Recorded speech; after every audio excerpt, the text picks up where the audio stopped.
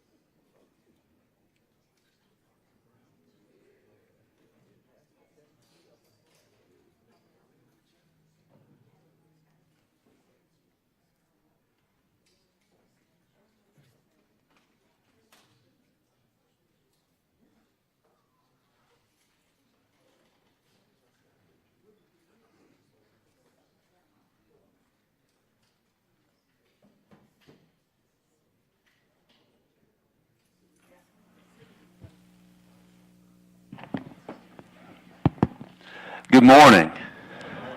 It is a great day here in the city of Little Rock. Before we get started, I want to take this time to recognize Ward 1 City Director Virgil Miller, who's here today, alongside Chief Delphon Hubbard, our Little Rock Fire Department Chief.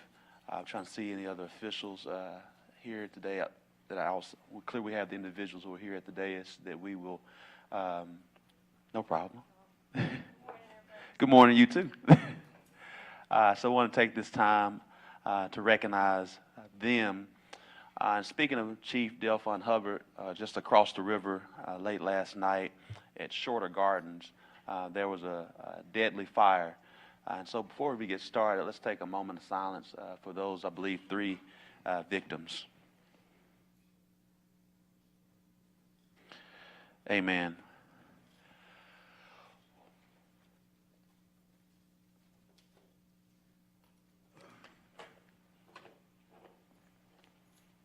All right.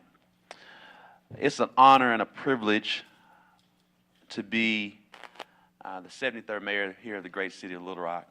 And as we think through our internal why to unite, grow, and transform Little Rock, the centerpiece of it is public safety.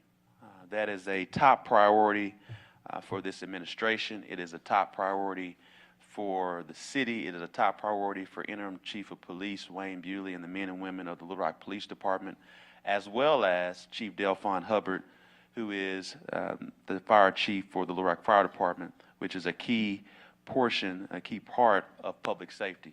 And so as we think through public safety here in the city of Little Rock, one of the things that we've been doing for quite some time is focusing on our community violence reduction plan, which started in 2020. And I give a point in time, as we know, many things changed in 2020.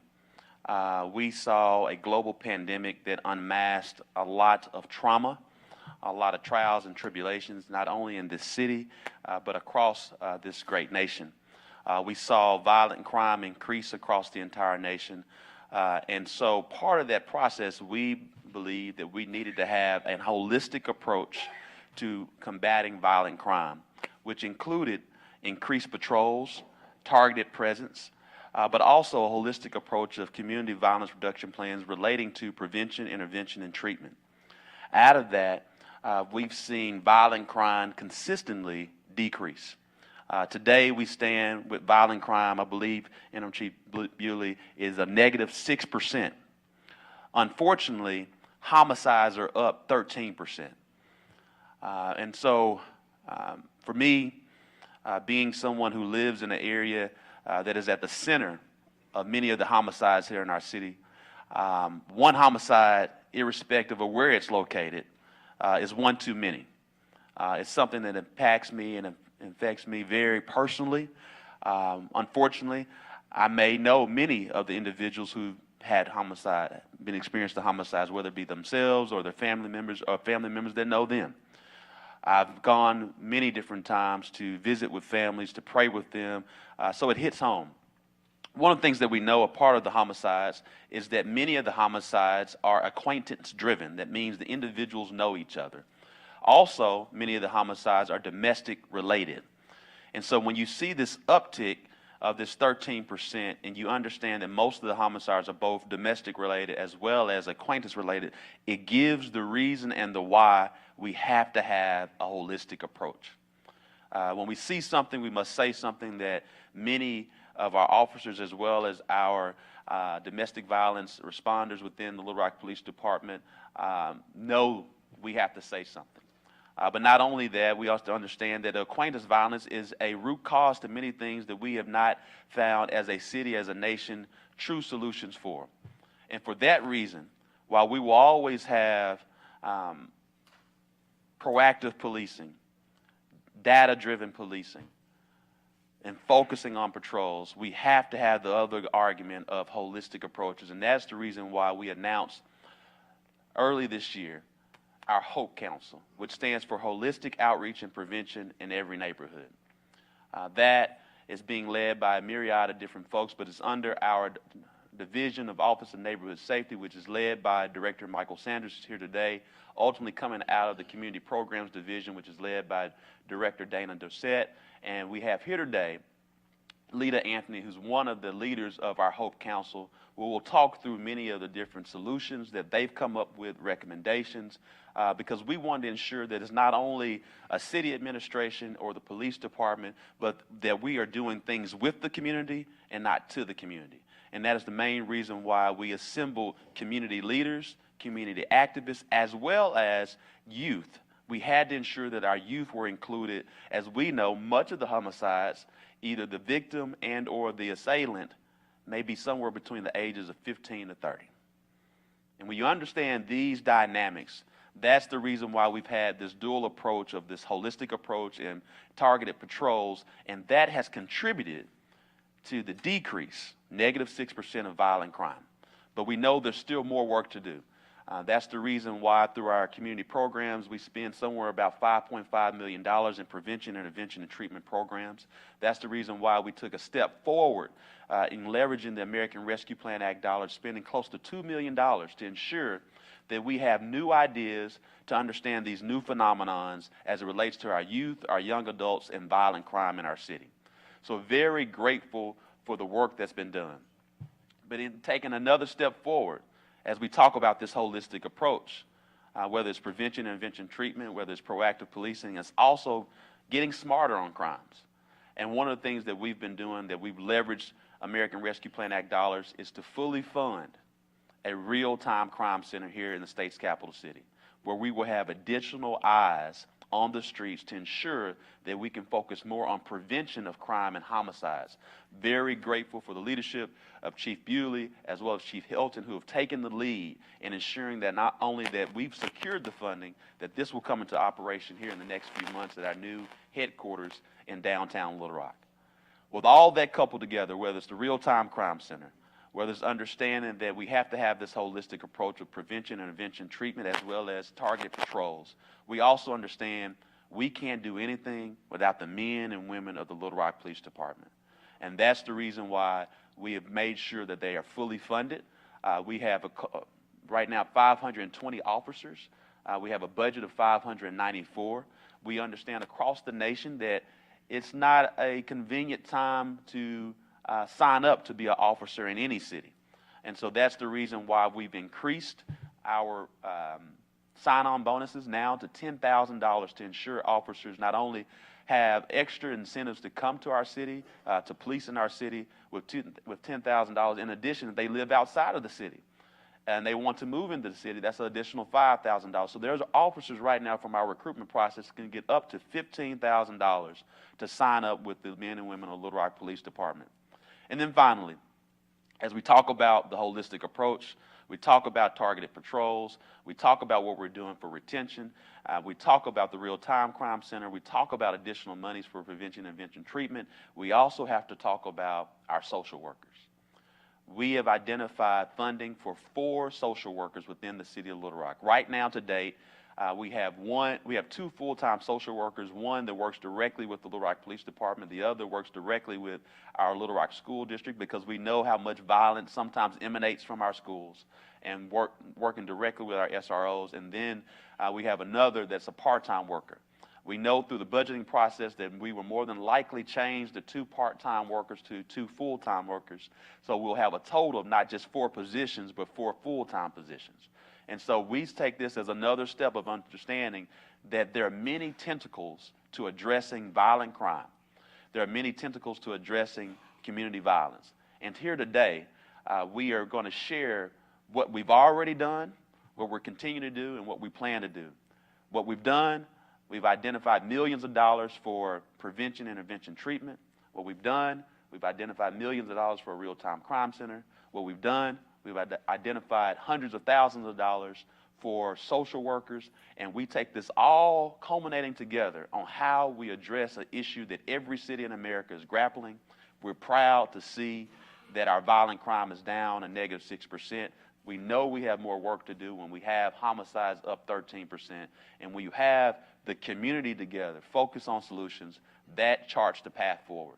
Thank you so much, and we will start our presentation today.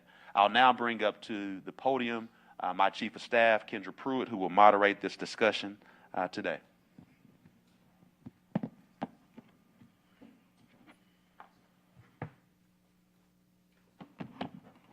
Thank you, Mayor Scott. Good morning, everyone. My name is Kendall Pruitt. I have the pleasure and honor of serving as Chief of Staff at the City of Little Rock for Mayor Frank Scott. And I'm just excited for us to be here this morning. As we know, violent crime has been up across the country. And Mayor Scott, a couple years ago, brought us all in. I was senior advisor at the time and said, we have to do something about this. And we can't rely solely on our police department. This is not only a police solution, it's a community-oriented solution as well. And so we've been working very hard and working very closely with leadership at the police department to identify what we can do about crime. And so we're excited to share with the community, hear from you all, get your ideas and your feedback as the Hope Council has been working very hard over the last several months. So I want to first start with you all. I want to introduce our panel first and foremost, and we'll then get into our police presentation and hear from them directly. So if you all don't mind introducing yourselves, and we'll start on my far right with Director Dana Doucette. Good morning, everyone. My name is Dana Doucette, and as she mentioned, I'm the Director of Community Programs for the City of Little Rock. Good morning. I'm Heath Helton. I'm the Executive Bureau Assistant Chief for Little Rock Police Department. Good morning. I'm Wayne Bewley, Interim Chief for Little Rock Police Department. My actual role as Assistant Chief of Police is over the Investigative Bureau. I'm kind of doing both roles at this point, filling the gap as Mayor Scott endeavors to the national search to find the next Chief of Police.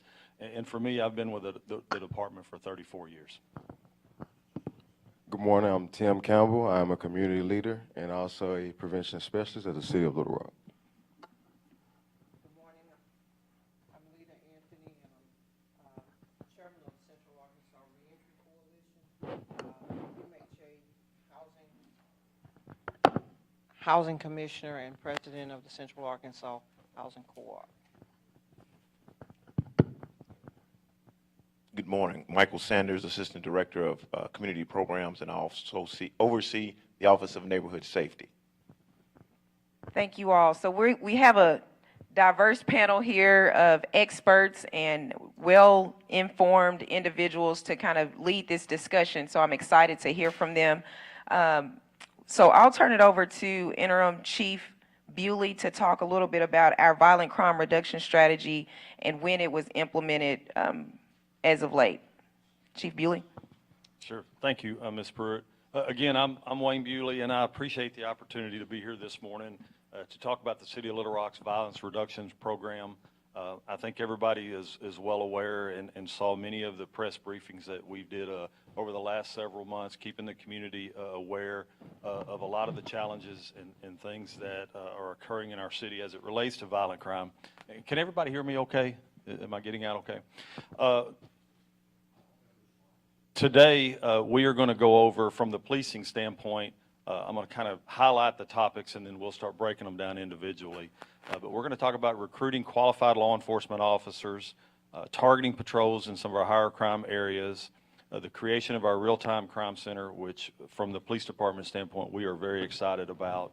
We're going to talk about the gun crimes intelligence unit that we have within the Little Rock Police Department, which is a huge asset in how we investigate and solve some of our violent crimes.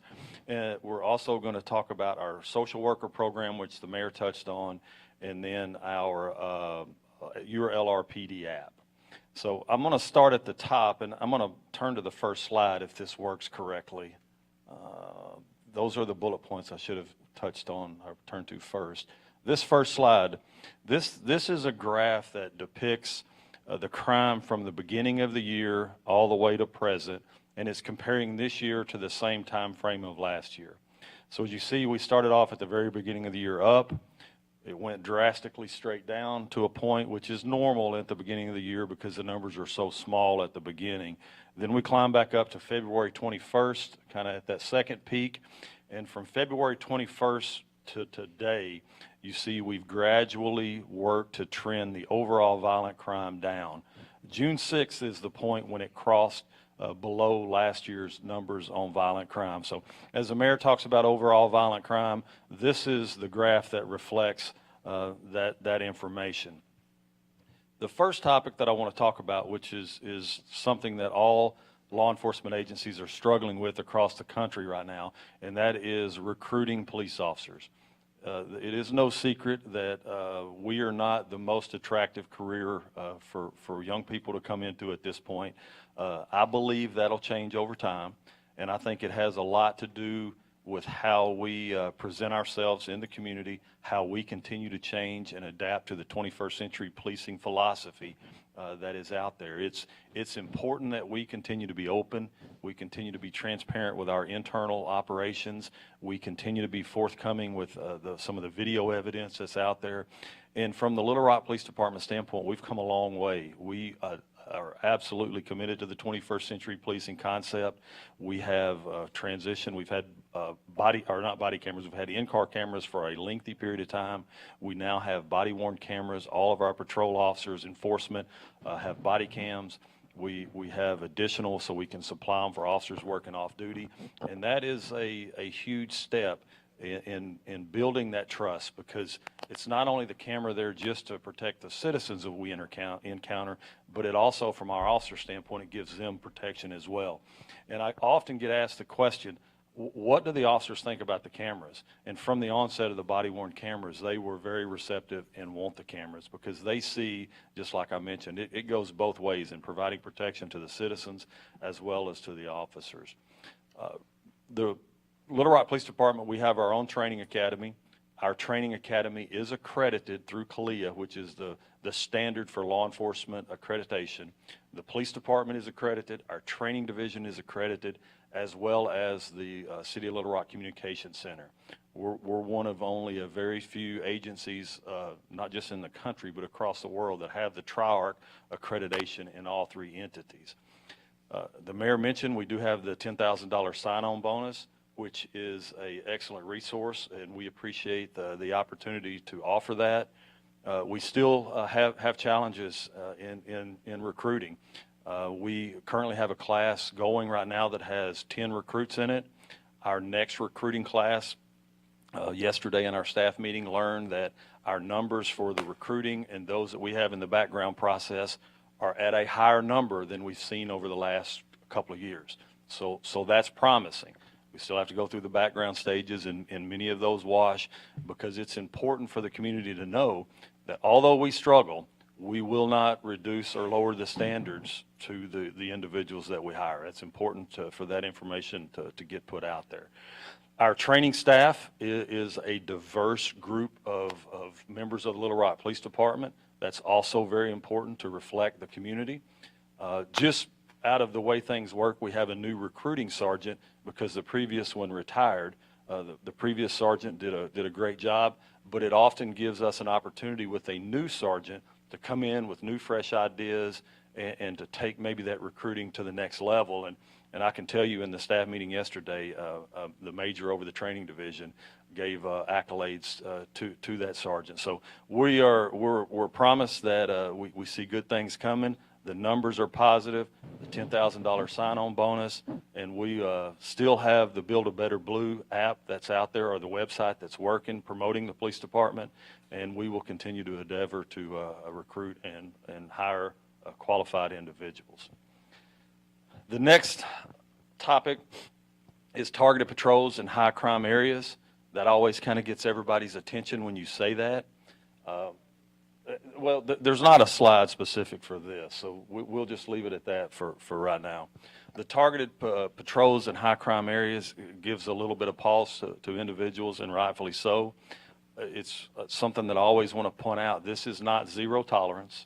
We do not flood officers into areas with the intent of zero tolerance. We develop the areas through CompStat. We develop the areas through communication within the internal within the divisions. We develop the information through our weekly intel briefings. So every Tuesday in the police department, the chief's office, command staff, and other members within the organization meet every Tuesday and debrief the previous weekend's crime, We talk about the particulars. Are there anything that relates to potential retaliation? How we deploy resources to intervene in that? Does it have any involvement with our social workers? And so we're looking at ways to try to disrupt, if you will, what we know. But we also, with the numbers, we can determine where we're having the trends at, and then through that, we deploy the resources to that end. And this next slide is kind of a representation, and it comes out of our ComStat meetings, but it also comes out of just our intel briefings and a lot of different information. But we have crime analysts in the department that work in various areas of the city. But this is a heat map, and it's just an example. It's August 30th through September the 26th, only in our 12th Street division. So we do this in all three divisions, and we can have it in a citywide as well. But this kind of reflects the crimes that we're having, the stars that are reflective on the map, homicides, the red triangles, aggravated assaults, and then the blues at the bottom are, the red are aggravated robberies, and the blue at the bottom are aggravated assaults. And so this shows where we're having the issues within the 12th Street division. And then to follow up with that, to make sure we are actually doing what we say, and this is from the commander's standpoint, to show that we're identifying the area, and this is what we ask our officers to do. The greens and the reds and the blues that you see are reflecting traffic stops, their subject stops, and then positive citizen contacts. So you can tell from the map, we're putting officers having activity in the area where the heat maps are reflective. And the direction from the police department is, again, it's not zero tolerance. It's to be seen. The citizens that live in these areas, there's law-abiding citizens all over this city. They want to see police, but we don't want to go over police. Our goal is to go into the area, be seen, and then through the intel that we have a street crime unit. Those that we need to be targeting, that we need to be working on, we need to put our resources and direct towards those individuals.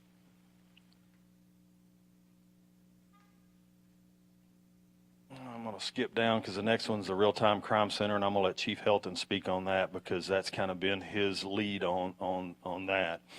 I'm going to skip down to our Gun Crimes Intelligence Unit, which was established a couple of years back. We partnered with one of our federal partners, the ATF, and received a grant in order to get equipment and training, and we have two different groups that we refer to as gun crimes. One is out in our Special Investigations Division, and they're more specifically trained to gather the evidence that's collected by our crime scene unit on scenes. They're able to take that evidence through their training, through the equipment that we were able to purchase through the grant, can determine if a weapon used at this scene matches a weapon used at other scenes through the city. It often doesn't lead us to that we have the gun or potentially that we have a suspect, but it is another important piece of the pie as we investigate cases. And we begin to link through this endeavor. Detectives are able to see that this gun was used at this scene, it was used at this scene, and then at some point down the road, we recover that weapon, and then we were able to then, if we have a person with it or trace it back to ownership, it just is an outstanding tool that has allowed us a next level of solving cases. Because I do want to point out, even though the homicides are up, as the mayor mentioned, our clearance rates within that particular area of homicides is a little over 66%. It's well above the national average. I'd like to say we could do 100%.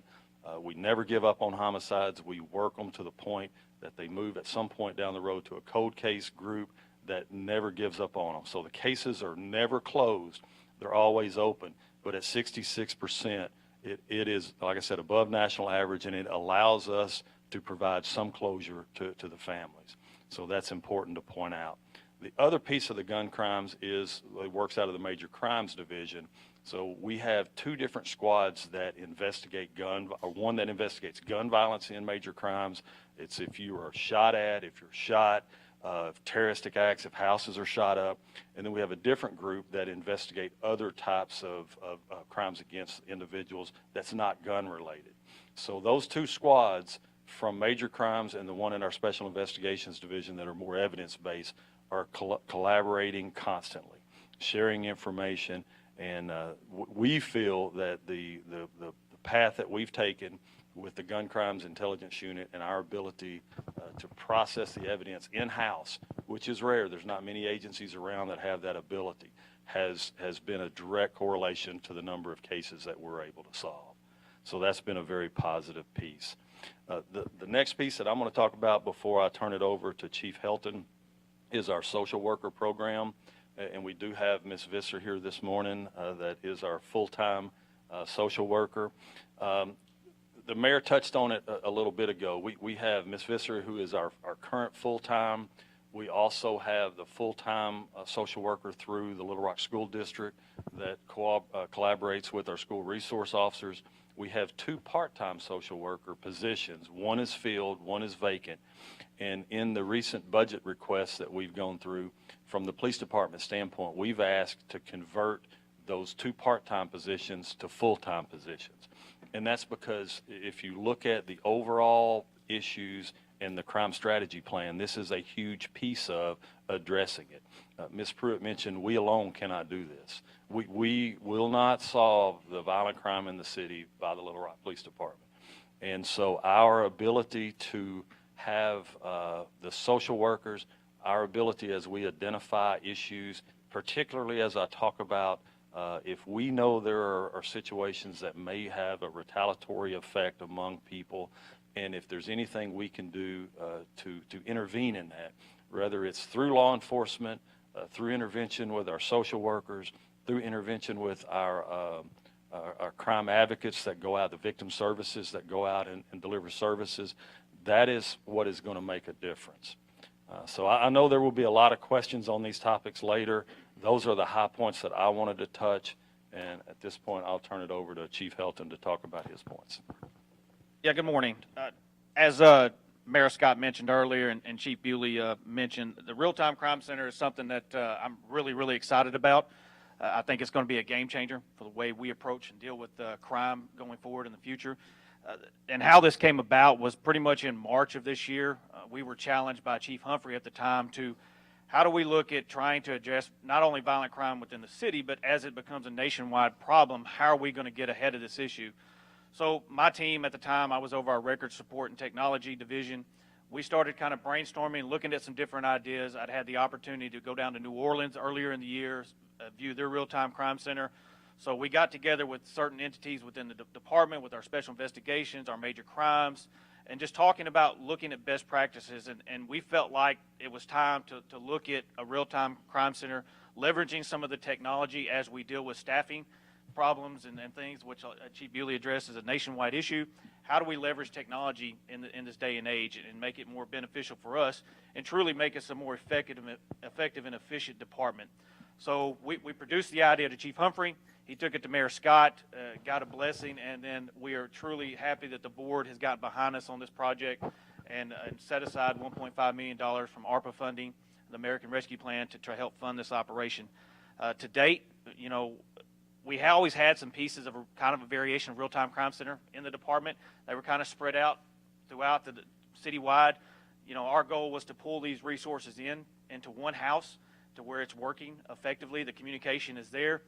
So what it does, it allows us to get real-time information in, analyze that data quickly with not only our investigators there, our analysts, our civilian analysts that are in there to help process that information and push it out real-time to our officers in the field. A good example of that would be, you know, if our officers get a call to a person that's in a mental health crisis. Once that goes over the radio, the officers and the personnel that are in that crime center can hear that address, start doing some research, said, oh, by the way, yes, officers were out there 2 days ago. The person was having a mental health episode. Start getting that information more real time. That way our officers, by the time they get on the scene, are able to have an idea how to better handle the situation. To me, because a more informed officer is a better prepared officer to deal with that situation more appropriately, because we've seen across the country situations have unfolded that had we slowed down and had a little bit more information, it might have not ended in a tragedy. So we're very optimistic about this. Another avenue for the Real-Time Crime Center is special events. You know, Little Rock Marathon, you know, any mass event with a large public gathering, the state fair coming up, we can utilize those resources to help protect all the participants and those visiting those locations. Also, man-made or natural disasters. We're able to help work with our partners in the fire department, other city entities, emergency management, to help push information out to them real time on how to properly respond and how to best respond to those situations. So it's a very cooperative effort between us and several entities within the city to overall make the city more efficient. So we're very excited with that. To date, given what we have, we're almost fully operational. We're almost there. We've got some approval to finish our last part. Hopefully that will be in place within the next 30 days and we'll be up and running. But so far we've initiated 103 case incidents or cases that we've initiated so far that have really turned out to be very good investigations. One of the things I'll mention last week, the incident that occurred at St. Vincent's North. That incident, as it unfolded, we received information about the suspect in that deal. Our investigators got to research in our records management software. We're able to identify where he lived. And within minutes after this incident occurred, we had officers on the scene at the house, sitting on his house, waiting for him to return. So it worked out really good. It's been very well received, not only within other agencies within the state. We've assisted agencies outside the state of Arkansas, helping with cases as well. So we're very excited how this is going to move forward. Another opportunity that we've been able to successfully move technology is with the Your LRPD app. This came about as we do our quarterly neighborhood meetings so often, getting together with neighborhoods across the city within the 3 patrol divisions and listening how we can better communicate with the community and be transparent all in the same way. So as that information came about and more people obviously are using cell phones these days and the technology for smart media is there, how do we leverage that? So we started looking at some other programs that were out there and other agencies, and this app through Atlas One was available. We started processing it and felt like this would be a good opportunity for us to continue to engage members of the community. So in June of this year, we unleashed our URLRPD app. It's been very successful so far, putting information out there in a near real time from our CAD, which is our computer aided dispatch. So you're able to see the calls that are going out. It also provides information about the department there at one-stop shop is what I like to call it. You can see what's there. You can email myself or anybody in the chief's office. You know who the division commanders are. You can make police reports online. So it's really a good tool and resource for members of our community. We're always continually looking at how we're going to develop technology. But the other crux of that, as we look to try to how do we develop, but I think one of the most important pieces that I think the department really has to continue to grow and continue to develop is our community engagement process. The department is very heavily invested in our community. We want to continue to engage and develop that and evaluate how we're working with members of the community. Internally, for those who are not aware, we have programs. We have our OK program, which targets young African-American males within the schools, how to continue, hook up with police officers where we provide them mentorship and life lessons and continue to develop them to where they don't get involved with criminal activity in the streets. That program has been very successful over the years with young men going off to college, graduating college, so we're very proud of that program, and hopefully that will continue to grow. Our GEMS program, which is our Girls Empowered by Mentoring Sisterhood, it focuses on females. So we're invested in not only the males, but the young females within the school district as well. We have an Explorer program, very similar to Boy Scouts, where for those young youth from 12 to up to 18 years of age are interested in becoming law enforcement officers, they can come in and kind of do things once a month, learn about the police department, and hopefully, whether they don't be involved in law enforcement or they have a desire to get involved in criminal justice, this will provide them a platform to help develop and achieve their goals later on in life. Another program that's been successful over the years is our police youth camp. Very successful. Obviously, COVID kind of threw us for a loop over the last couple of years, but hopefully we will get that going. And basically, that program involves us getting youth that are identified most of the times by our school resource officers to target youth that have really never had the experience to go camp or go out and do anything over the summertime. So basically, we take them out to the 4-H center, spend a week with law enforcement, which they really don't know they're police up front. We don't tell them until the last few days of camp that they're actually police officers who they're interacting with. So, because we don't want going in being afraid or anything, and they develop these relationships and partnerships, and it's a great program. So we're hoping to get that reinstated. Some of the other things from an internal standpoint, but now looking external, what are we doing? Miss Laura Martin, I think she stepped out. She was here. She's our community relations manager for the PD. She does a lot, heavily involved with our neighborhood resources and our neighborhood programs. Some of the things we've done over the past, several months, 6-7 months, is try to figure out how we can continue to engage our community in a positive manner. We had 4 Courageous Conversations events. If you had the opportunity to attend those were informed discussions where we had to discuss the topics of police. Some of them were very difficult conversations, but stuff that, for the police department standpoint, it's important for us to hear the community and listen to what your concerns are. The only way we can move forward is if we have the opportunity to listen to what you're saying. So we had 3 of those that occurred with adults, and we actually set up one that involved youth. That was held at the Mosaic Templars, very successful event, and we hopefully in the future will continue to modify that and grow those. I think we have one coming up here in the next few weeks and another conversation. So we hope to continue with that process. We've had gun buyback programs. We've seen them be very successful in other communities and across the country. So far we've had 2. They've netted over 50 guns, handguns, and rifles that were turned in. LRPD partnered with Phi Beta Sigma fraternity, which we're very happy to continue to do that. Look forward to growing that as well in the future. One of the things that was very successful over the summer was our Resolutions University program. LRPD partnered with the Arkansas Community Resolutions, Arkansas Community Dispute Resolutions program to develop this, or to interact with youth ranging from the ages of 15 to 25. This occurred at Mayoral Elementary School.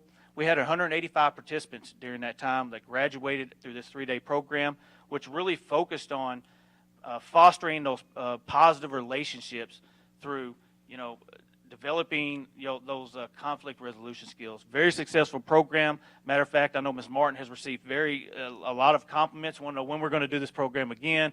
How many of the youth kind of changed their life, the way they're dealing with not only their parents but other adults, but also with law enforcement and their teachers. So we're hoping that will continue to evolve and pushing that program as well. We are also engaging our Hispanic and Latino community. We are doing classes on police interaction in full Spanish, where some of our officers are going in and teaching these classes in Spanish, interacting with that population of the community, because we realize that it's important to continue to engage them as that grows. So we're excited about that.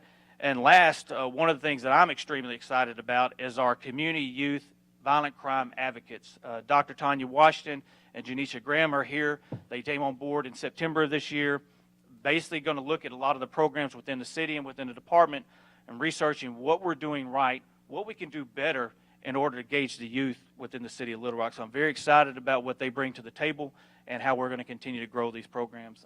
I look forward to any questions at the end of the conversation, so I appreciate the time and opportunity.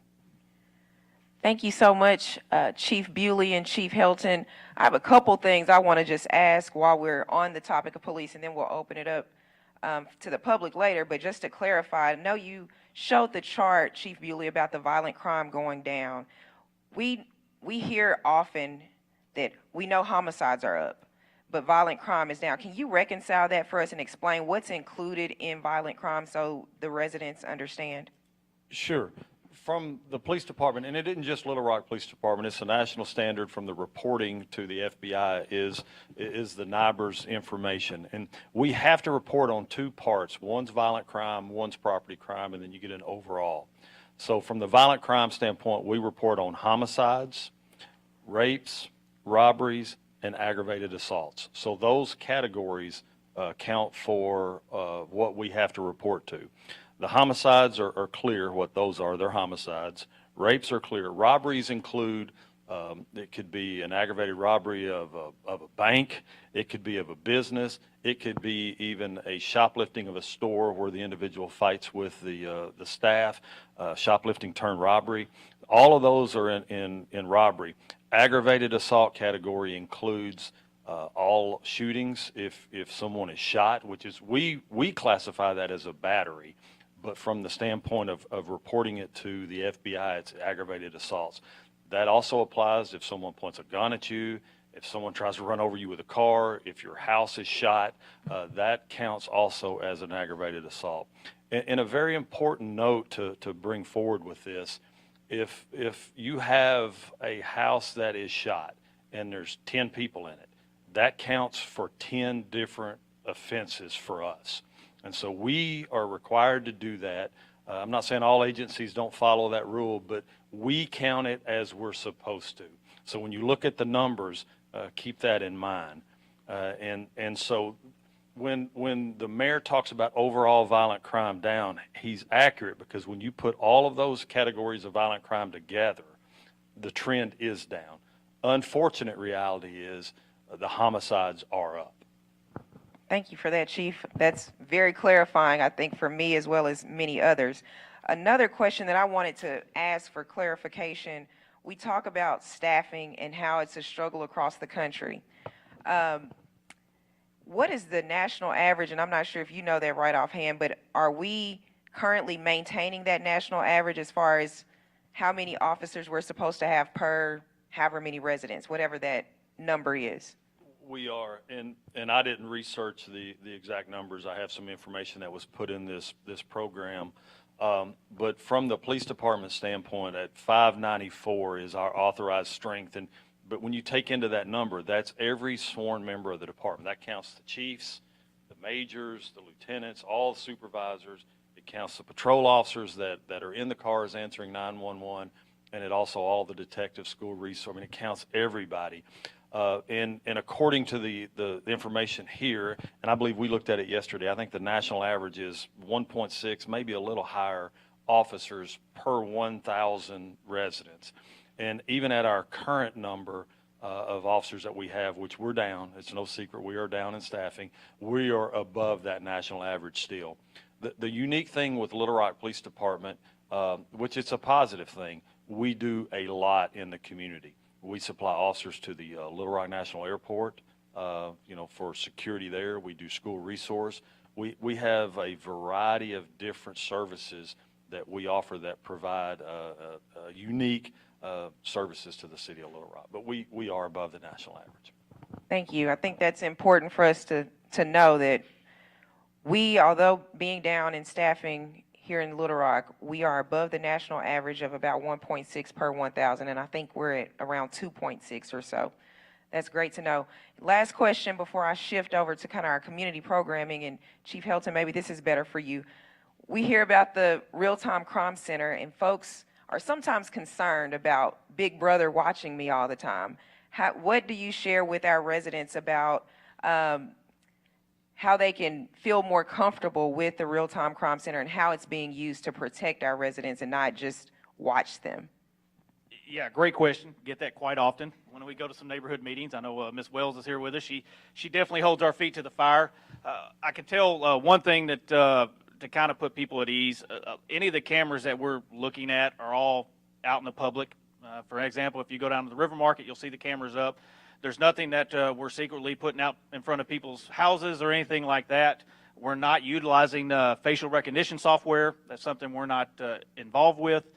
All of our stuff basically comes from stuff that's already known to the public. We're mostly utilizing those open cameras that are displayed openly in the public. We're utilizing our record management software system on incidents that are located, or that occur throughout the years to pull that information. And based on other avenues, our license plate readers that are out there, it's no different. If you travel from state to state, you go through a toll road. Those are LPRs that now you, instead of paying, you get a nice little thing in the mail that says mail your money. Very similar to things to that. I can tell some individuals that if you have a mobile phone or you're on any social media platform, the analytics that some of those platforms are pulling off you are more than we will ever pull and monitor on anything at all. Basically, what we're trying to do is pull resources together that we currently have to make sure our officers are readily informed, have that information available without any kind of gap in order to make them sure that they're being so much more effective in how we deal with the public and how we handle situations. We've seen with those incidents that occurred across the country that had the officer known this or had the officer known that, maybe the outcome could have been different. And I think we look at the tragic incidents that occurred with George Floyd, Breonna Taylor, some of these other incidents that occurred around the country. We've got to do a better job of making sure our officers know the information and know it in a real-time fashion. So that's kind of our goal in that, and not only protecting our citizens, but protecting the officers as well, and just making sure we're being professional in the way we handle our business. Thank you so much. So we've heard from PD, and we're just grateful for our leadership and the officers that protect and serve us each and every day, not only from a law enforcement standpoint, patrols and the typical things you think about when you think about police, but also the community-oriented efforts that they've talked about, from the apps and the GEMS program and the OK program, and it's a multifaceted approach by our police department, and so we're grateful for them. I want to shift quickly to our community programs, and Director Doucette, if you could kind of talk briefly, high level, about all the offerings that the City of Little Rock provides through our Office of Community Programs. Thank you, Kendra. Good morning, everyone. And as you know, this is what we do every day. And so we could talk about this all day long, but we won't. But I do want to pick up on one thing that the Little Rock Police Department said, and that is that they can't arrest their way out of this situation. It does involve a multifaceted approach. And so that's really where we start and where we come in, is that from a community program standpoint, people often ask, well, what do you do? You know, because I say I'm, community programs for the City of Little Rock, and that is what we do.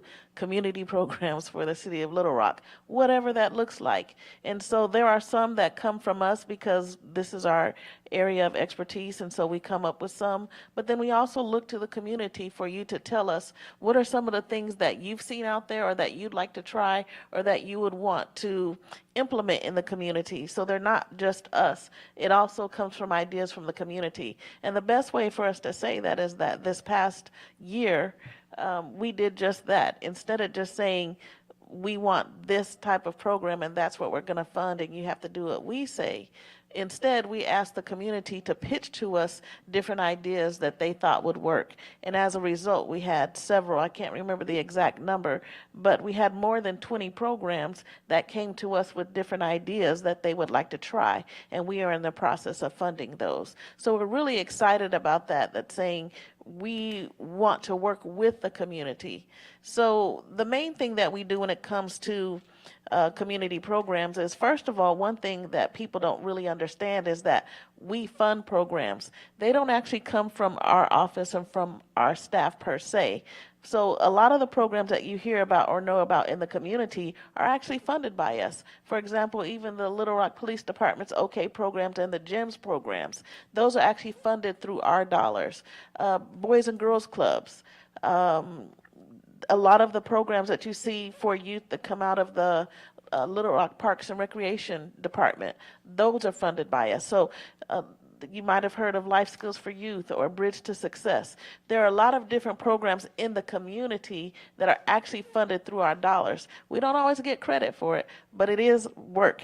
As they say, your tax dollars at work. One of the other things that we do is, you've heard it mentioned of PIT dollars, and you might hear that a lot. And that PIT stands for Prevention, Intervention, and Treatment. So we have a three-pronged approach that we use when we work in the community. The first is the prevention programs. And so prevention programs are just that. We're trying to prevent the youth, and there is a focus on youth, so I'll definitely say that, but we work with all the residents, but there is a focus on the youth. And so we work with our positive prevention programs, for example, that break it down to ages 6 to 12 and then 13 to 18, where we're really trying to create opportunities for those individuals so that they can make better choices.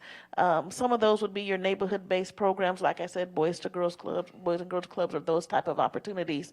And then as they get older, we transition to our summer youth employment opportunity, where we put students to work in the different areas around the city.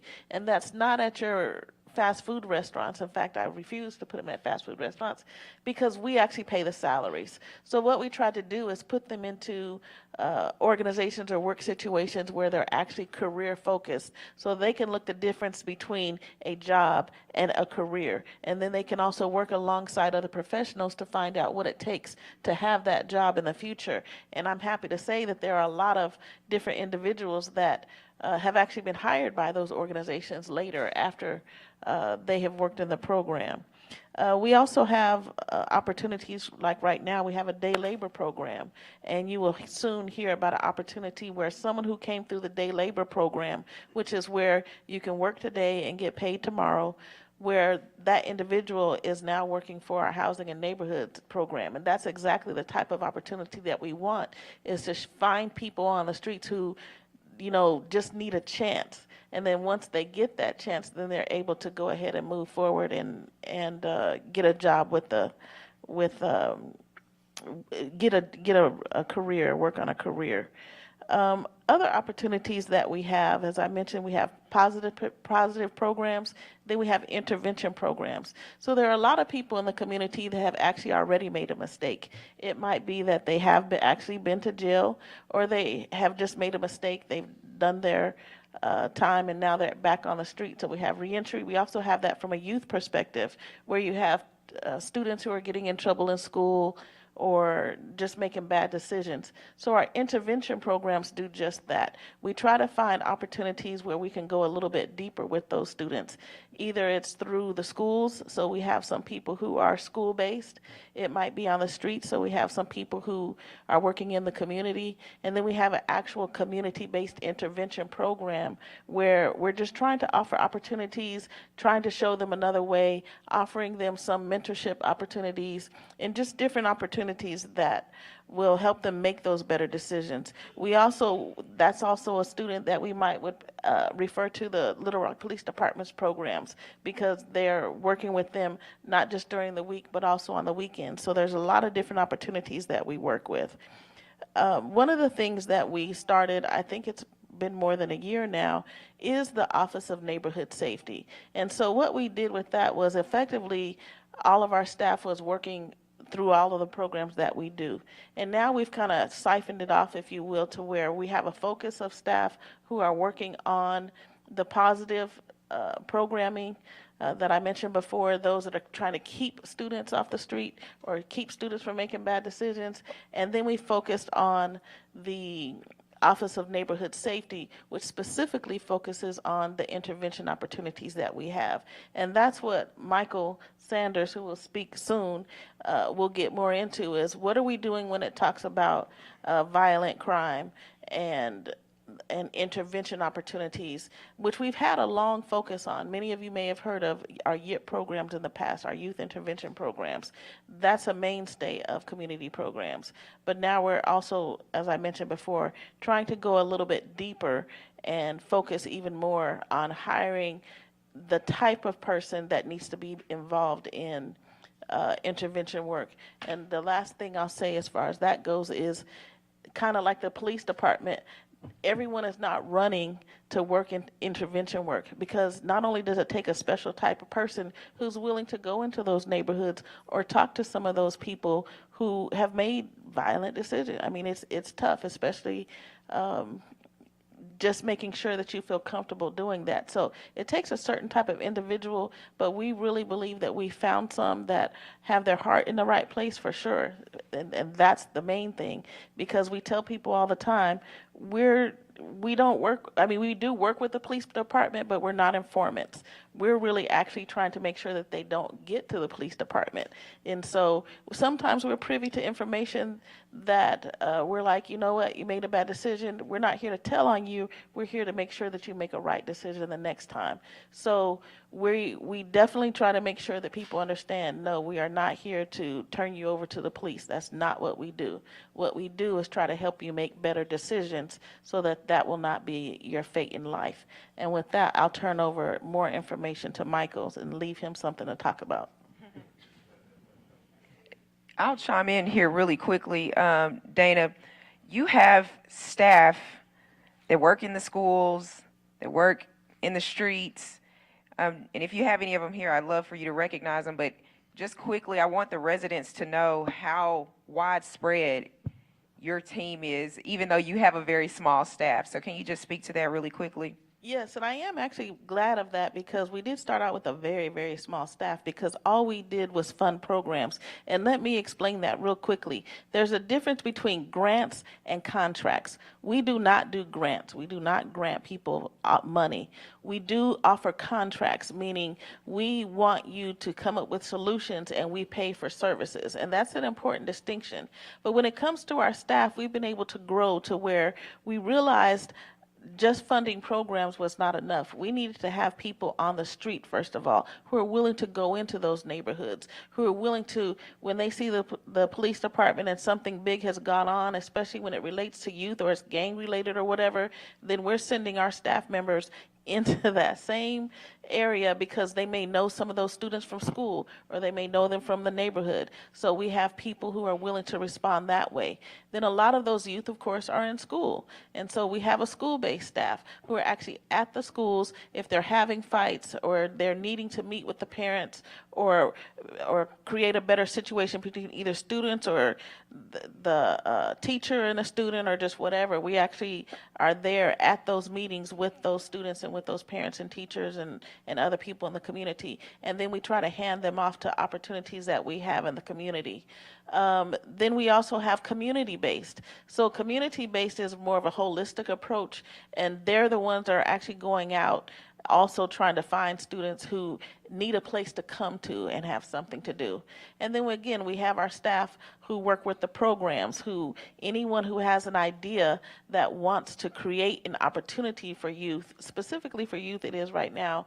There are some that spill over to other groups. For example, UAMS has just been funded with a hospital-based intervention. So if someone shows up who's been shot at a hospital, then they're offering right then and there, hey, you've been shot. That may not have been a good decision that you made to be in that situation that resulted in that. Let's see if we can connect you to additional resources. So those are the type of opportunities that we're talking about with creating a multifaceted approach to prevention and intervention opportunities.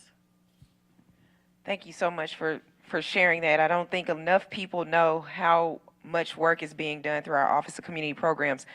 Michael, as we shift to you, I want to go ahead and introduce our Hope Advisory Council because I know you've worked very closely with them as well. And I know there are 2 representatives up here, but we also have some in the crowd. So if you all are part of the Hope Advisory Council, please wave your hand, stand up. I want you all to be recognized for the work that you've done. We see Mallory Visser.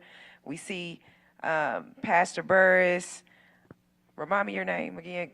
I can't say it right every time. Cambry Charles, thank you. Chanel, who have just given their time over the last several months to come up with solutions. And I want to talk about some of those solutions that they've talked through. So if you will kind of tee us up for that, Michael, about what we posed to you all in the Office of Neighborhood Safety and what has come up with through our Hope Advisory Council, and then we'll turn it over to Lita and Tim. Sure, thank you. Just to add a little bit, just a smidget of what Dana left from or off of what we do in community programs. I think WELL is partner. So we partner with the police department, we partner with Parks and Rec, our housing and neighborhood fire, but then we also partner with our faith-based community WELL and also the Little Rock School District, because we too, like Chief said, are aware that we can't do it all by ourselves. And so we depend on community-based organizations and entities who are doing similar work to kind of help build on what we're doing, either providing funding or just support services from the Department of Community Programs. With the Hope Council, it was an opportunity to get community individuals and then staff. I see Director Richardson who walked in, who also serves on the Hope Council, who also has been vested in the work that we've done over the years. But it was an opportunity for us to sit down and kind of just brainstorm and have open dialogue about some of the needs in the community as it relates to violence in our community, and trying to brainstorm and come up with ideas on how to best, for lack of a better word, solve or intervene in what's going on now in Little Rock. And I had the privilege of serving as the chair of the Community Safety Programming Subcommittee. We met, we talked about just low-hanging fruit. On that committee was myself, Ms. Visser, Tim Campbell, and then Ms. Doucette. And so from that, we talked about some thoughts of how we can best spend funding, but also how we can best utilize the expertise of individuals doing the work in the community. And so from that, we proposed an intervention team. well, we know that we're doing a lot of work. We're partnering with the Housing Alliance in our Rights After Wrong and finding services for individuals who are in need of housing. But also, we saw a need where we're all doing individual things well individually, but if we bring it together, we can do it that much greater together. And so we looked at this intervention team as being our school-based interventionists as well as our social workers, but putting that team together where we can go in and create I guess, a holistic wraparound type service for individuals in need. When I say holistic, not just for our youth, because we know we oftentimes focus on the youth, but we know that there's a family associated with that youth. And so looking at everyone who's doing services and how we can refer or direct those individuals to those services. And so ideally, if we touch them on the street, we touch them at the school level, we touch them coming out of juvenile justice or out of the adult prison system, we can then direct them to the many services that Little Rock offers. Then also, we looked at an alternative disciplinary approach, and we just kind of pinned that as redirection. And so looking at that in terms of oftentimes we kind of just want to be stern and direct and, kind of lock them up and throw away the key. But we looked at some of those disciplinary approaches. I think the story somebody mentioned about a young person being targeted because they were sagging, and there weren't any graduated sanctions. It was like, let's kick him out. That's his last chance. We told him to pull his pants up, kick him out of school. Well, what that does is turns that young person onto the streets, right? And so then we have a whole new set of problems. And so we're looking at referring them to programs like Tendaji that's operating over at St. Mark, or creating some meaningful diversion programs, some that really touch and deal with some of the issues that these young people are going through. And then just the focus of keeping students in school. And so whether that be doing some in-school sessions or programming, providing some counseling services, but trying to keep them in school at all costs, with kicking them out being the last result. And we've been working with the school district in that.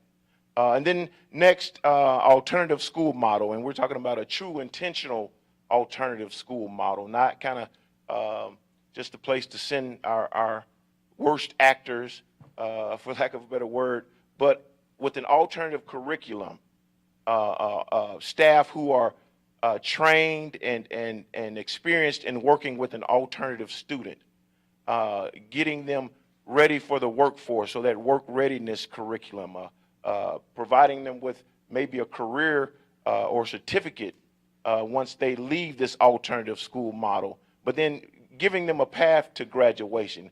If they're low in credits, giving them a true path to credit recovery, but then also dealing with some of those issues that trauma, and that leads to our last point, is that trauma-induced care.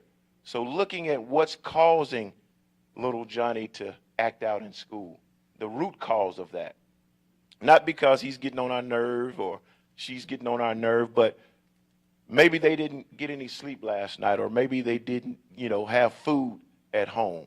And so some listening sessions, some youth-led panels with current programs, schools, and colleges, having them come in and having some of those peer circles, those peace circles that's being used around the country.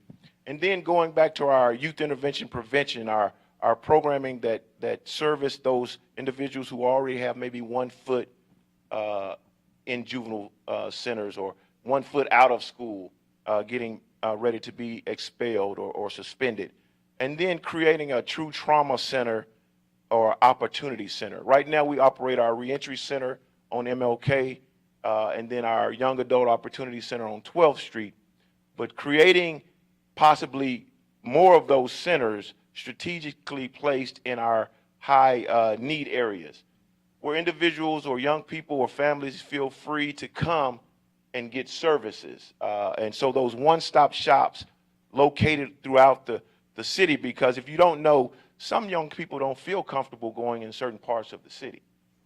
You know, some young people can't go into certain parts of the city unless, you know, they're strapped, or unless they have their homeboys with them, or, you know, but for whatever reason, they can't go there. So creating safe spaces for them throughout the city, what we're calling our trauma centers or our opportunity centers.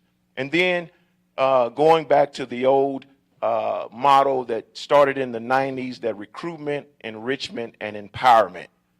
Recruitment, talking to them, getting those young people to trust you, and then enrichment, pouring into their lives, that case management, and then empowerment, offering them something or a path to success, whether it be a career, a skill set, college, technical school, whatever the case may be, but exposing them to things that they hadn't seen before.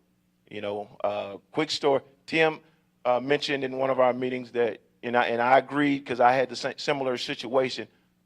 If it had not been for us being exposed to things outside of our neighborhoods, we wouldn't be sitting at this panel today. And so meeting them where they are, but then taking them to where they need to be. And so I'll be quiet and let somebody else talk. No, thank you so much for that. I want to shift quickly to Tim, I think, who also served on the community safety subcommittee, and talk a little bit about the work that you've already started. I know that before you were with the city, this is part of your work, this is your passion. So talk a little bit about some of those programs that Michael mentioned, and also what you're doing out in the community to assist. Thank you. I think, so I have the Fox 16 News app. How many people got news apps on their phone? And every time I hear that ring, I just pray that it's something positive, right? I just pray that it's something that doesn't say a number or age or a location. And I woke up this morning, I didn't have none of those bad notifications. And I think days like this and mornings like this for me are a celebration. Because last night, kids were safe. And I think the work that has been done on that side of the panel, on this side of the panel, deserves more than a round of applause, because I know for a fact my conversations with Mike, with Miss Anthony on the Hope Council, and Chanel calls me at 10 o'clock at night. The conversation never stops about what should happen. And so one of the things that I've been able to do at a greater capacity than most is actually connect directly with the youth, right there where they are. And Mike mentioned the listening sessions and the youth-led panels. I remember coming into the Hope Council, and one of the things that Kendra mentioned was that we need a youthful voice in the room. We need youth in the room, right? Because who wants to be made? They don't want decisions made around them. They want decisions made for them. And so I said, well, hey, let's go out and get those youth, right? Let's go out and get those voices, because who knows how hard it is to get youth to sit on a Zoom call. So one of the things we're able to do is go out and collect those voices and their lived experiences and their narratives, and essentially, like you know, Kendra said, let's invite the youth into the room. So I was kind of the catalyst for that happening, and I was able to do about 7 to 8 listening sessions with different community programs, schools, and also some local HBCUs. And one of the main narratives, I'll share some of my findings here in a second, but one of the main things that a lot of these groups of kids said, one of their requests was, well, can we trust you? Before I even got started, before I even pulled my jacket off and pulled my back down, can we trust you? And I think that's a primary question that they have, and that's a primary question that we're always trying to answer. And so, you know, I gave them my promise that whatever stays in this room, says in this room, stays in this room, right? And shortly after, they will open up. And I remember in particular, it was one young man. I went to the Brandon house, and one young man, I said, well, what's keeping you from feeling safe in your community? And one of the biggest things he said was what Michael was saying, well, exposure. I've never left my community, right? K Hall is my grocery store, right? This is where I go for groceries. The gas station is where I go get snacks and chips and soda. This is my community. This is all I know. And then he mentioned that the Brandon House had actually helped him get a job. And when the Brandon House actually asked him where he wanted to work, he said that I want to work in West Little Rock. Not because I got a ride to get there, not because I can catch the bus, because I've never been there. I want to go out to Highway 10. I want to go out to other places of the city. So now he works at Walmart on Highway 10 by choice. And so that exposure, him being able to leave his community past Wright Avenue, past Canis Park, past Chenal, and see it's something better, right? And I know for me, growing up on Wolf, my neighborhood strip was from Roosevelt down the end where the gas station is, all the way to Kroger's on Color Glen. So that's the Little Rock that I knew. So exposure is extreme, right? So we talked about just different community programs, suggestions to them that more field trips, right? Taking our youth to different places of the city that they did not know exist. And some of the findings that I found from their actual conversation, one of the biggest targets they wanted to mention was community parenting. We talk about community programming, we talk about community policing, community parenting. Do parents outside of the ones in my household care? And that was major for me because when I was coming up, anybody could whoop you. Anybody could get you. And they was going to tell your parents that they got you. And you're going to get another one after they find out.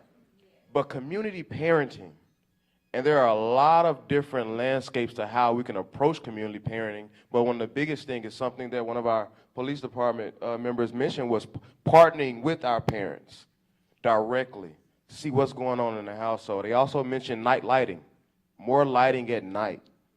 They also mentioned lack of exposure.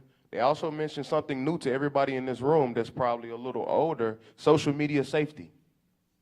Am I safe while I'm strolling? If I post my location, am I safe? If I post what I'm eating, am I safe?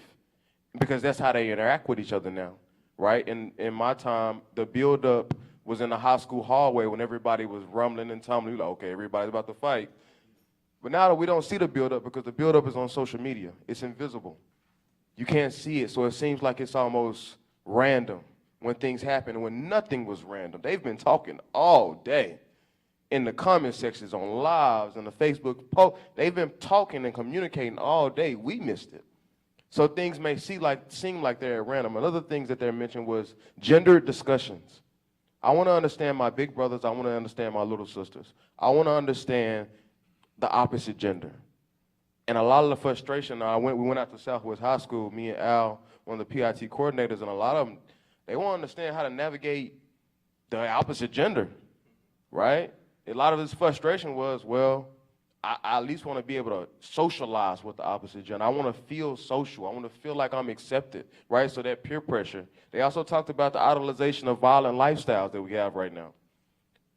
Which was major. They really wanted to talk about it. It was a kid that had just got out of juvenile and was in the program. I said, what keeps you out of juvenile? He said, well, this program. It gives me something to do every day at Tendaji. He said, this gives me something to do. It gives me something to aim for. Because if I have nothing to do, I find something to do. And it's not always the most positive thing. Another find was STEAM, right? STEM, we all know about STEM, but they want to add this A in there badly. They want their voices to be heard. A lot of the young black males, they are interested into arts, whether it's music production, whether it's rapping, whether it's artistry, whether it's drawing.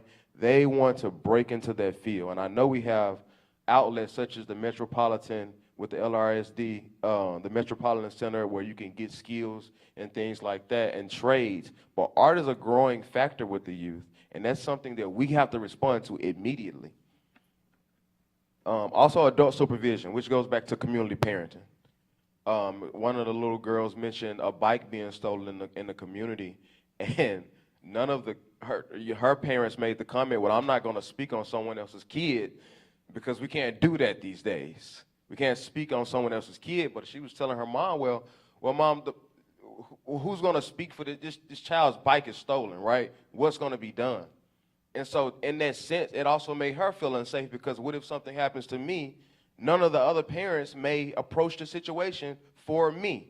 So community protection doesn't just start in a government level, it starts at a familial level, at a family level, right? Which is built with individuals. So, and the biggest one that I took, which we are all trying to operate around this weekend programming. What can we do from Friday to Sunday? Outside of Monday through Friday. What can I do from Friday to Sunday to keep me safe, to keep me secure, and to keep me heard, and to keep me out of harm's way? So they talked about weekend programming. I know we had midnight basketball, which what a lot of them were happy about. Things like that of that nature was in a lot of their conversation. But I really appreciate the work that has been done on the Hope Council and what we've been able to accomplish. I think the youth-led panels allowed them to lead panels and have their capacity filled to saying, hey, I can get in front of my peers and I can speak for us, right? So I think the youth-led panels were something not just dynamic, but they also were a big help to our recommendations. So I know everybody's tired of hearing people talk. So I'm going to pass the mic to Mrs. Anthony. Yeah, I know I really want to get to questions, so I want to allow Ms. Anthony to talk about the Legislative Policy Subcommittee that she chaired and kind of reference what all you guys considered, and then we'll move quickly to questions. And I want to be here for you all, so we'll do that as quickly as possible. Thank you.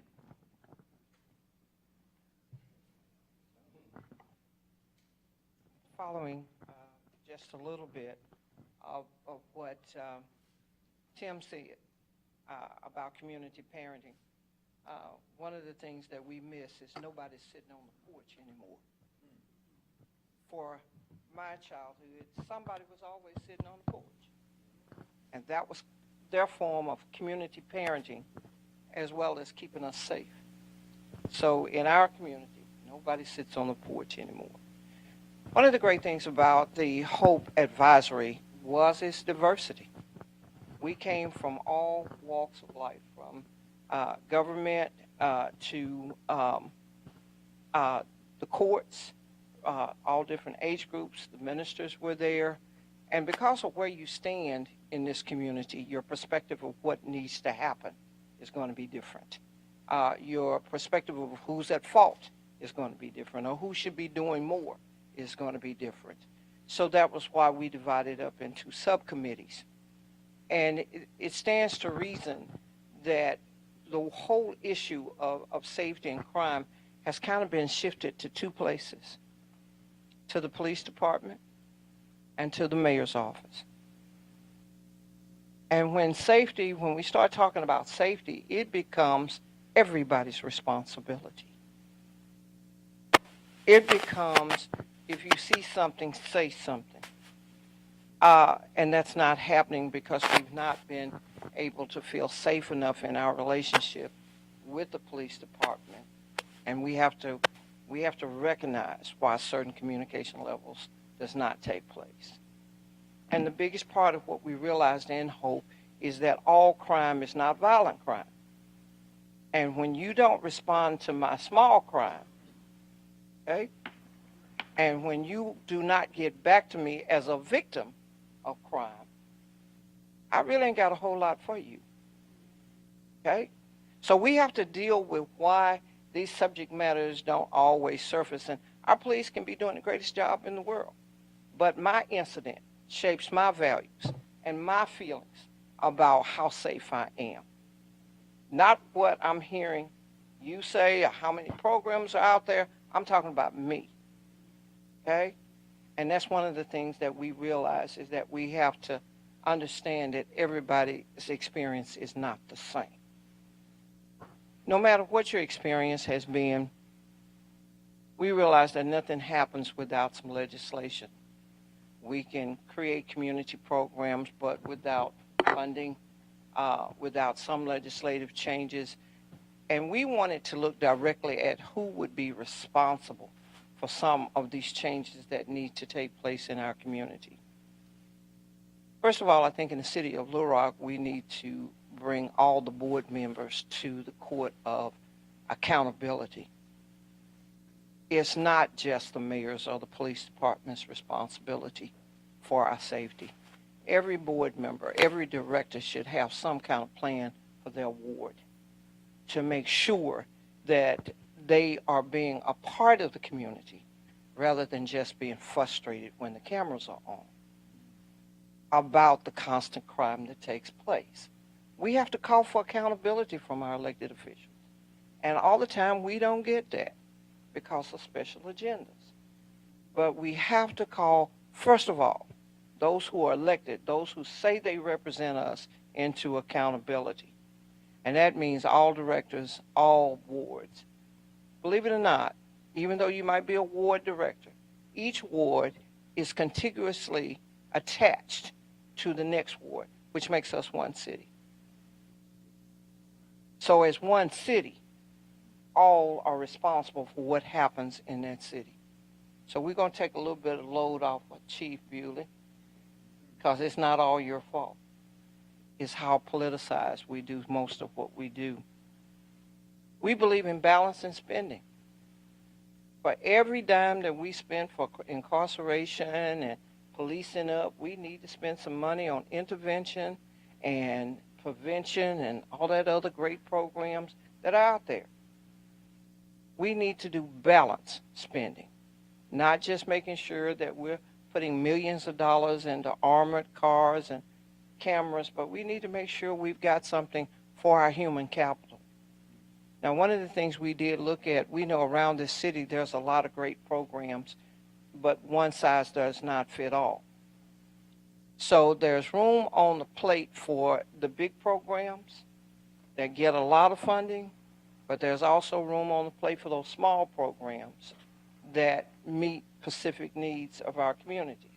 That's another place that, and that's a city of Little Rock point that they need to take as they're looking at balancing spending. It also belongs to the state of Arkansas and to Pulaski County as we're putting money out there. We took note of not enough legislation that deals with mental and behavioral health. That's one of the driving forces in our crime situation, is that we don't take into consideration the dollars and how many mental entities have closed because we thought that money was better spent somewhere else. But we need to invest in the mental and behavioral health of our community. Warrant of habitability. You've heard that forever and ever and ever, and we keep skipping a groove on that. We just don't think that warrant of habitability is worth dealing with. That's an investment in our code enforcement folk. It's understanding what happens to our community when we have out-of-state landlords. Most of our crime happens on somebody's apartment complex. If people don't live there and do the crime, people come there to do the crime.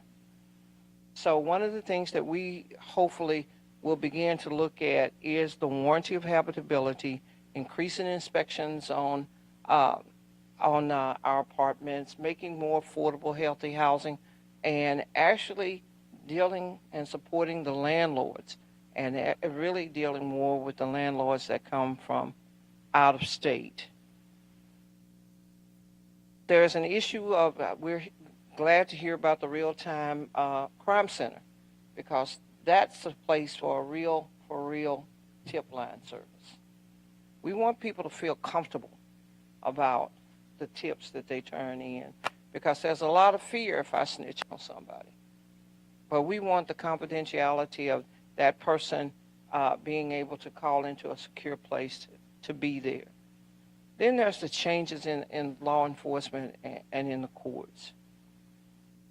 We have to do better by actually going into making sure that our stuff gets to court. It sometimes hangs out there. I speak from personal experience. We've got some situations out there that were reported over a year ago. I'm still waiting for the detective to get back to me. Okay? Those situations happen in real time to real families throughout this community. Now, I don't know if it's hung up in the police department or in the prosecuting attorney's office, or it's just hung up. But the bottom line is there needs to be some changes and how quickly we are addressing the needs of our people. Because believe it or not, when one small crime goes undealt with, whether you're doing intervention, prevention, or whatever you're doing, when there's no contact with that one crime, and it doesn't, my first crime doesn't have to be a shooting. My first crime doesn't have to be a theft. But if there's no contact made here, there's an opportunity that, hey, this ain't bad. They ain't gonna do nothing to me. I can go do something else. And that's what happens. This small crime turns into next step crime. So it's equally as important that our police department, our courts are responsive to all crime. As it doesn't say you sending everybody to jail, but you need some point of contact for that crime that's taking place. Those were kinds of things that we know that legislatively we can't do just from the community. But it has to be a change in the system of how we do things. Thank you so much, Ms. Anthony. As you all see, the Hope Advisory Council has done some meaningful work over the last several months. And these ideas and suggestions, we wanted to share them with you. They're going to continue to flesh them out before presenting them to the board in an upcoming board meeting. But this is what it's about. It's that perspective that Ms. Anthony talked about, coming from different walks of life to determine what we can do to address crime holistically. It's that holistic outreach and prevention for every neighborhood, and that's what they stand for. So thank you all for sharing that. I know it's 10:30, but I want to definitely give you all an opportunity to ask some questions. And so I'll stay here. We'll try to give it another 10 minutes or so, but we have a microphone. I'm going to start over here with the lady in the gray shirt. Hello, everyone. My name is Deborah Phillips. I work with NAMI Arkansas, Mental Alliance. I have a three-part question. Okay, the panelist that was up here was just wonderful. Okay, but the first thing I want to say to everyone, we're talking about children, children, children. I'm a parent. Okay, we need some programs for the parents too to come with the children, because there are so many parents need to be taught what's going on too.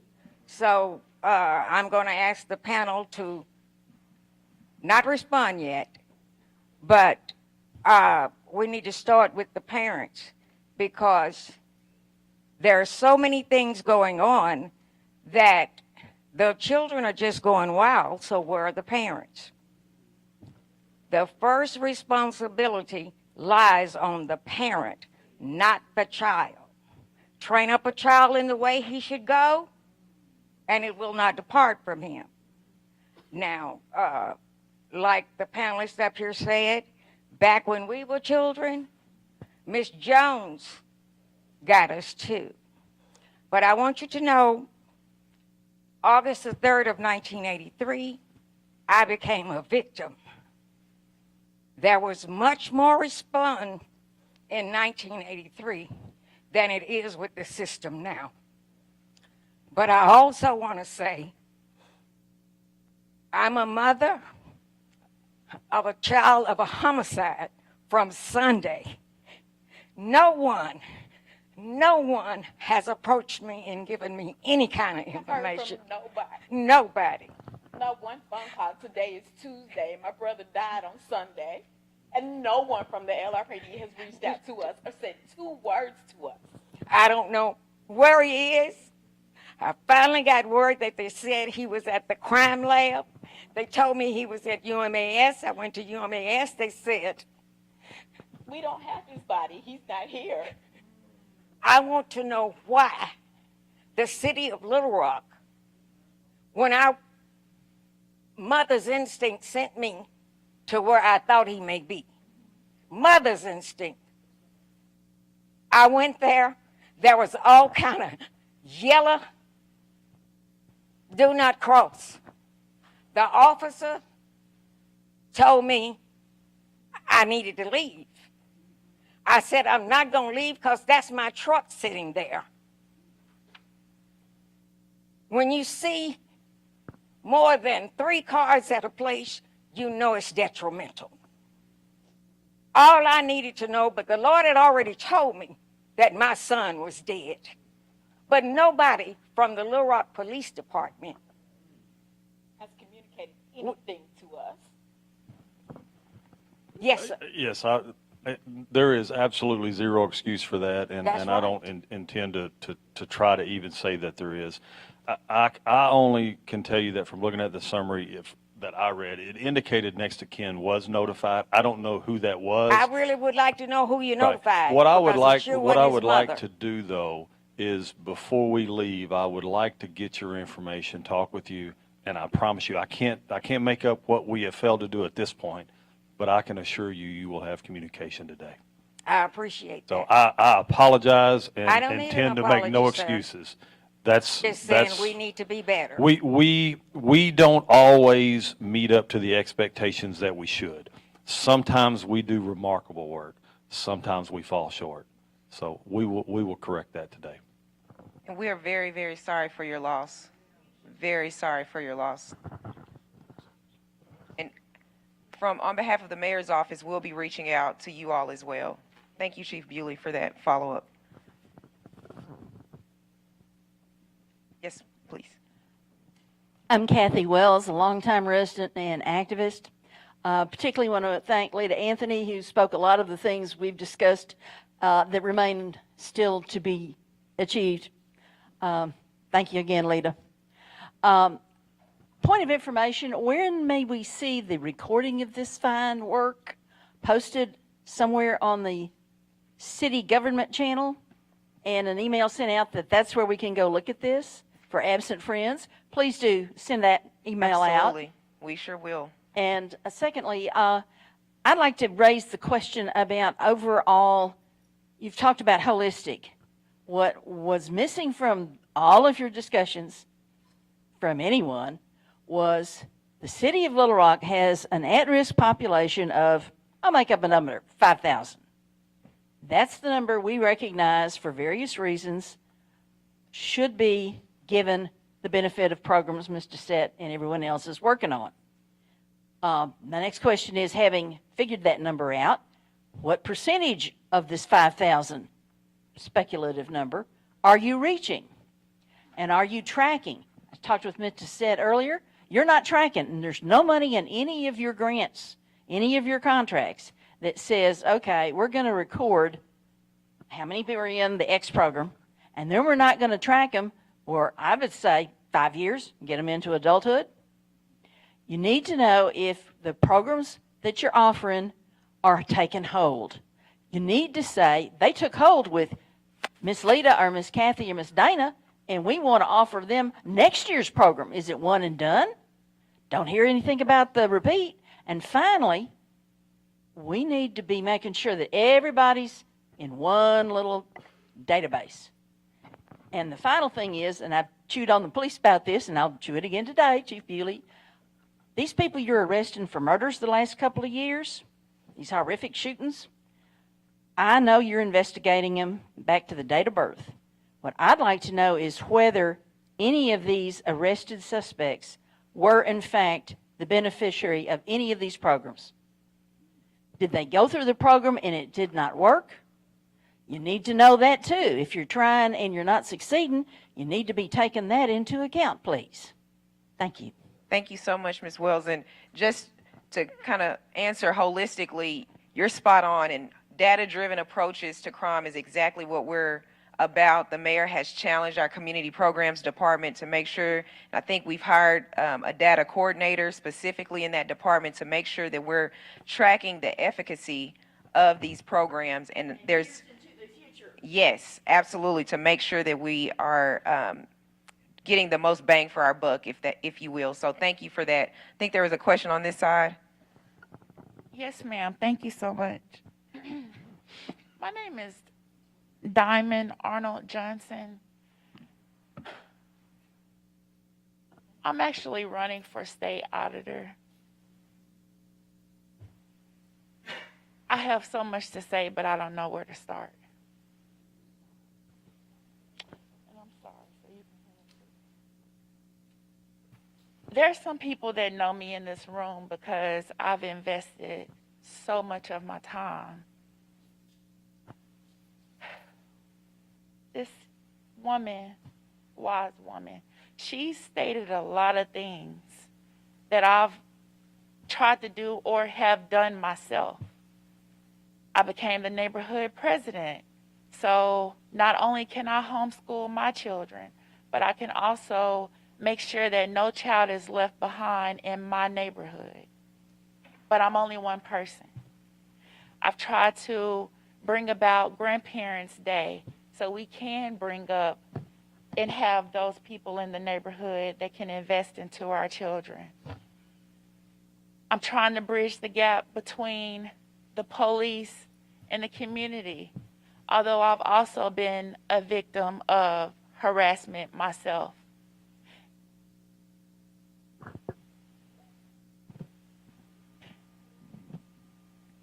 These things that have been spoken on is not new.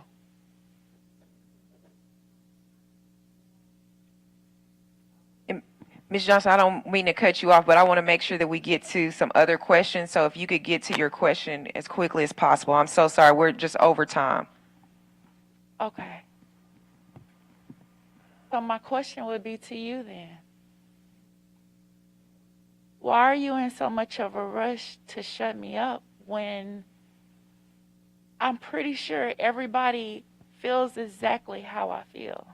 Because we can have these conversations all day long, but if they're not getting us anywhere, what do they say about when you keep doing repetitive things? What tends to happen? Either you're going to go insane or I'm going to go insane. So I was leading up to a great point, but I'm going to be quiet and continue to do my work. But you all, please research who I am. Please support those that are actually doing the work. We need to invest into our community, from the children to the adults. I don't understand how we feel as though just because someone is an adult, that they're going to have all these magic answers and all these great things going, but it starts from here. It starts from the youth. Yes, ma'am. So thank you so much for your question, and I want to clarify, I was not in a rush to shut you up. I just wanted to make sure that we heard from everyone here, so thank you so much for your comments. There's a gentleman here. I'm chairman of Lower College Authority Board, and first of all, I want to say Just a second, give you the mic. I'm sorry. everybody can't hear me. We're recording live stream. I'm chairman of the Little Rock Housing Authority Board, and I want to say to Chief Bewley, with my colleague, Ms. Anthony, we appreciate what's going on out at our sites. We appreciate the effort. We appreciate the work. However, if the people that we know, if their name was Shanika Brown, okay, they would have been picked up today. We know this, okay? And you want to say evidence-based? The evidence is very clear, but yet nothing has happened. Secondly, and I want everybody to get an understanding, the U.S. Supreme Court has said that the police can lie to you. The U.S. Supreme Court has said the police can convict you, convict you of a crime to arrest you. I'm not anti-police. I'm anti-bad policing. So I say all that to say this. It has to be a balanced scale, okay? The community trust as well as the police trust. If we're spending $15,000 at a minimum before a patrolman ever hits the street, what are we doing on the other side of that? As far as the community is concerned, okay? And the last point I want to make is there's no connectivity between the parents and the youth that we're trying to address. When I think of holistic, I think of the world's oldest social structure, which is the family, mother, father, child, or even guardian if we want to even go further. So there needs to be some connectivity between the youth and the elders.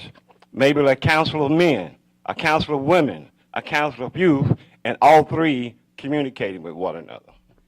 Thank you so much. We have a question right there with Chanel, and I think one more I saw, and I want to make sure we get that. Good morning, everyone. My question is actually directed for Chief or Acting Chief Bewley.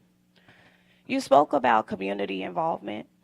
I'd just like to know why you haven't taken the liberty to speak on the violent crime that's happening in our city. When we had Chief Humphrey, he would speak about it. You seem to kind of linger in the shadows, so I'd like to know why. I also like to know why, if you're as community driven as you stated you are, why were you not in attendance of the 65th anniversary of the Little Rock Nine? Sure. Thank you. And first of all, I was not in attendance of the celebration of Little Rock 9 because I was out of town on something previously scheduled way in advance.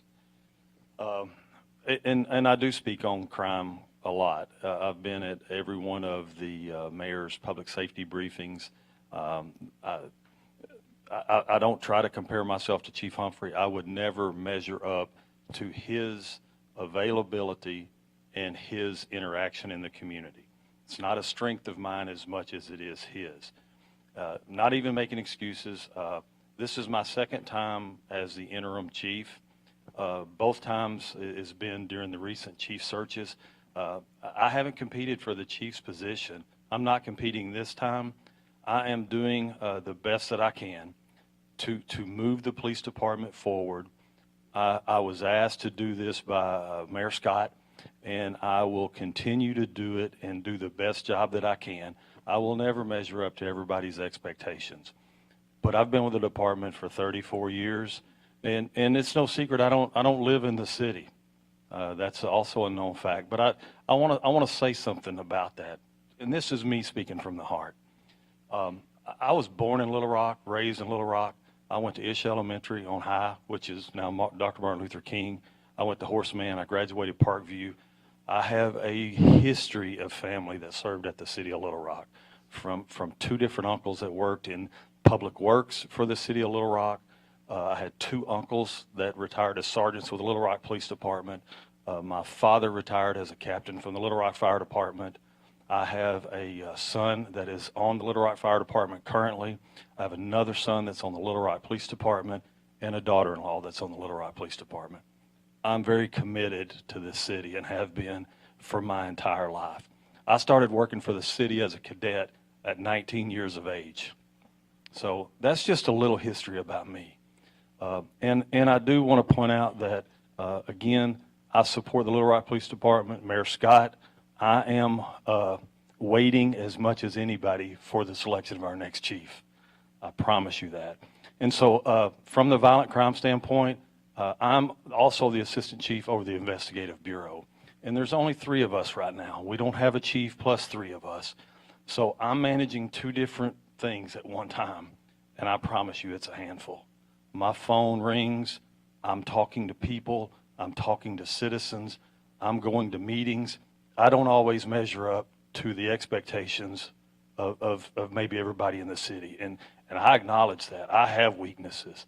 And Chief Humphrey excelled in this community interaction. But my heart's in the right place. I'm working to do the best that I can for the city of Little Rock. Collectively, with the board of directors, folks on the panel, internal department directors, Chief Hubbard, we work well together. So I don't know, Ms. Smith, if I hit your question on the nail, but the violent crime is significant. We don't make any bones about it. We report it. It's on the page. I can tell you the statistics of everything right now where we stand. Thank you, Chief Bewley. I think we have a question here. Good morning, everyone. My name is Charles Green. I'm an intervention specialist. I work for the Brandon House. Kind of work with the troubled youth that we're talking about today. When you talk about the gun buyback program, How do I find out more information about that? I had a mentee the other day. I take him. Matter of fact, first of all, we meet at Parkview to recruit students. Okay. He's in the program, in the Brandon house. He gets in my car. I take him. We leave there. I take him to get some lunch because he's my little homie, right? Take him. We get some lunch. He like, man, I need to go to Amazon and get my work badge. I'm like, cool, let's go. I take him to get his work badge. I'm like, where you need to go now? He was like, well, you just drop me off over here on Reservoir. I drop him off, man. I get 2 minutes up the street. He calling my phone. Big homie, I left something in your car. So I go to look and I'm like, he ain't got no phone here or nothing, you know. I'm like, what you leave? Man, I pull up. He reaches under my seat, pull out a Glock. What do I do at this point? You feel what I'm saying? Like you just made me look like a total butthole, bro. You know what I mean? Like, so what? Like on the gun buyback program, because I've talked with him, I talked with his parents, and at this point, like if I don't have a gun today to turn into the gun buyback program, he can't be a part of Brandon House. You know what I mean? So I just need information on that. Yeah, though a great question, and those programs, once they become organized, Ms. Martin is good about putting that information out on social media platforms. However, if you have an individual who wants to turn in a gun, we can make arrangements. You can come down to headquarters. We can get it turned in and all that, and I'll be happy to give you my card before you leave, and we can exchange information. And if you have those, and you know, just because we have a program at one time on a specific date doesn't mean anybody can't turn a gun in at any time. So, you know, one gun off the streets that's not out there is to me, it's a life save potentially. So it's a violent encounter that can be avoided. So we're definitely try to get them off every chance that we can get. So, but I appreciate. I'll meet with you after this. Yes, sir. Okay, good deal. Thank you. Thank you so much for that question, and thank you all for being here. I know we went over on time a little bit, but I definitely wanted to make sure the questions were answered. If you don't mind, give a round of applause for this elite panel. Thank you for your time and expertise on the various matters. We wanted to communicate to the public exactly what we're doing at the City of Little Rock. We've talked about it in briefings, we've talked about it at press conferences, but we wanted to sit down and have an in-depth conversation about what's happening from a crime reduction standpoint at the City of Little Rock. Mayor Scott has been championing this. He's holding the police department accountable, our Office of Community Programs, and also challenging our Hope Advisory Council. And so we're continuing this work, but we need your help. As Ms. Anthony said, safety is everyone's responsibility. It's not solely the mayor's responsibility. It's not solely the police department's responsibility. Each of us have a role in making sure that our community is safe. And so I thank you for being here and taking that step with us. Again, thank you to Director Virgil Miller and Director Richardson, who was here earlier in his absence. And thank you to each and every one of you for being here today. I want a quick announcement. Tonight is National Night Out. If you're familiar with National Night Out, our police will be in full force in various neighborhood resource centers and parks across our city, just interacting with our residents. And so there's an opportunity for you to meet our police officers and also several of our housing and neighborhood department staff. Mayor's office will be out and about as well. So please look for us in your neighborhood. We hope to see you all there. And if we can do anything for you, please don't hesitate letting us know. We appreciate you and have a great day.